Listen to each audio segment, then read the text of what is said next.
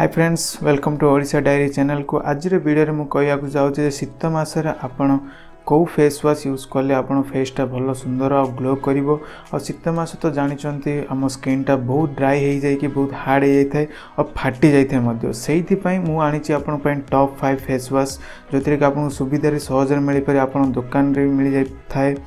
आपड़ जदि से दुकान रे मिलूनी आपको मुझे लिंक दे दी डिस्क्रिप्शन बॉक्स रे, लिंक चेक करके ऑनलाइन भी मगे पारती। स्टॉक थाउची आ किणी भी दिंतु। थैंक चलतु वीडियो को जीवा। वीडियो को जीवा पूर्व मो चैनल सब्सक्राइब करना सब्सक्राइब करूँ और घंटी बटन टाको दबाया भूलिए नहीं।